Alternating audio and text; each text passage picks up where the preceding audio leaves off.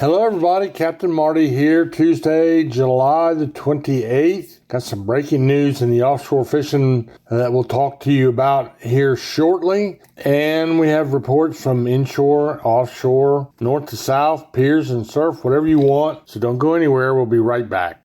Hey y'all, Captain Marty here to tell you that when my friends are in the market for a new boat engine or repair, I send them to the best, and that's at Ratcliffe Marine in Belhaven. Ratcliffe Marine is your official Suzuki outboard dealer. Suzuki motors are designed to get you on the water fast and get you back to the dock whenever you're ready. Ratcliffe Marine is also the largest repower center in North Carolina. So when you're in the market for a new motor or you need your Suzuki serviced, go to Ratcliffe Marine, 865 Highway 264 in Belhaven. Teachers Lair Marina in Hatteras Village is the closest spot on the Outer Banks to the Gulf Stream. Just inside Hatteras Inlet, Teachers Lair is fully loaded with bait, tackle, ice, snacks, and drinks for your fun-filled day out on the water. Want to get rigged up to catch the big one? Lee and the gang in the tackle shop can outfit you to catch whatever is eager to get hooked. To see the marina, the tackle shop, or to book a charter, go online to teacheslair.com. Teachers Lair Marina in Hatteras Village. Your fishing venture awaits. First of all, we want to thank you for joining us and seeking us out. We'll start with the offshore reports first, and we always start with Hatteras. A little bit slower on their blackfin tuna fishing down that way, but they did round out the catches with a few wahoo and a few dolphin, so good for them. And their inshore boats did a little bit of spinner shark fishing. They also caught bluefish and Spanish mackerel as well. So kind of a pick, not as good as it has been, but it's a day-by-day thing, so we'll just give it time. Those guys won't give up. At least they're out there and they weren't being poured rain upon all day, so that's good. And then the breaking news, I was a little bit shocked, and I had a kind of a busy evening last night, and by the time I got the information together, evidently it was a great white marlin bite for a few boats that were up off Oregon Inlet. And I saw a couple of boats with what looked like double figures of white marlin, 10 or 12 to the boat. So that's really, really good. I didn't know anything about that. I do know that we have a bunch of our not a bunch, but a few of our local boats that are all the way up off Massachusetts, fishing 60 to 120 miles offshore, mostly on overnight trips. And they found a group of white marlin up there they're really, really biting well. Paul Spencer and Daniel Spencer up there on the Sikatan. I haven't heard a report in the last couple of days, but anyway, we did have a good white marlin bite. We also had some blackfin tunas, some mahi, and some tilefish. So closer to the beach, mostly Spanish mackerel, but I did see some good catches of Spanish mackerel around Oregon Inlet. We'll talk a little bit about the drum if they're inside of the bridge, then we're going to put them in the backcountry report. So stay right where you're at. As far as the surf and pier report, a little bit of stuff going on. Water temperatures, 80 degrees in Hatteras, 76 degrees in Nag's Head, Duck at 75 degrees. There's been a little bit of shark fishing going on. It's becoming a thing, and I really do know that's a lot of fun to catch a 7-foot shark out of the surf. You notice you don't see people out there standing in waist deep water fishing for them. Don't blame them. They're standing on the beach. They're doing really well, though. In addition to that, the Spanish mackerel have been keeping us occupied every day. Then there's some croakers, there's some spot and some sea mullet on bottom rigs. Occasional red drum, especially on Hatteras Island. A few of them in the 33-inch range. I saw that. Jeanette's Pier does a great job of reporting every day. And they had some Spanish mackerel. They had some spot. There was a, really, I'd have to almost call it a gold star catch. It is a gold star catch. Big king mackerel on the pier by George Vance from Bristol, Tennessee. 29.8 pounds. That's a big fish to pull off the end of the pier on a pin rig using a live spot is what I understood. So anyway, that was a beautiful king mackerel to bring in off the pier. Rodanthe Pier had at least one tarpon, maybe more. They had croakers and they had bluefish. So, of course, you release the tarpon, you don't eat them.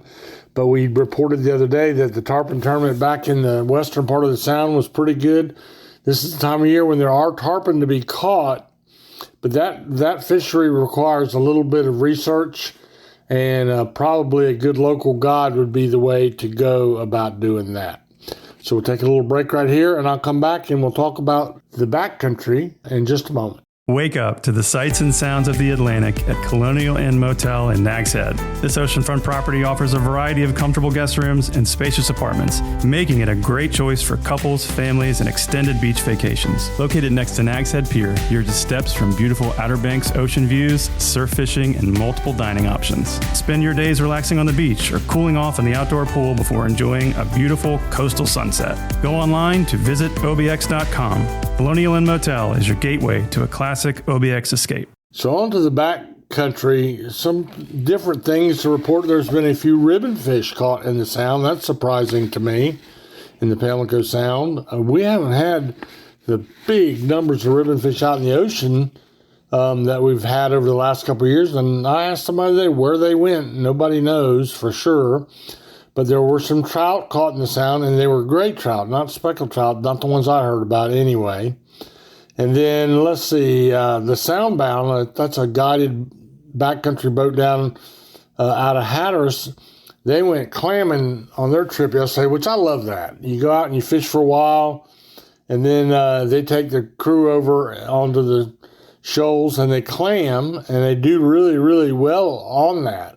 And by the way, take note, if you have your own skiff, this is the time of year when the clamming should get really good. It's already good in Hatteras. It's probably good around Oregon Inlet as well. We mentioned there was a couple of yearling drum caught up inside west of the Bass Night Bridge. So that was a good sign. They're not all over on the Western Sound, although it's pretty good drum fishing over there. And we're talking Swan Quarter, Belhaven over that way on the nighttime bite has been really good. So that's what's going on there. And the final thing, a little news coming forward, our next tournament. It's actually two tournaments that run back to back, but on August the 9th at Pirates Cove Marina in Manio on the Manio Nags Head Causeway, or maybe you would call it the Nags Head Manio Causeway. Depends on which way you're going. But on the Causeway at Pirates Cove Marina, August the 9th, the largest tournament by boat of the year, the Alice Kelly. I'm expecting 140, 150 boats maybe, all girls. And buddy, let me tell you, they take their fishing serious, and it's something that is a big, big deal to them. They wait all year long for this. They put their team together, and off they go.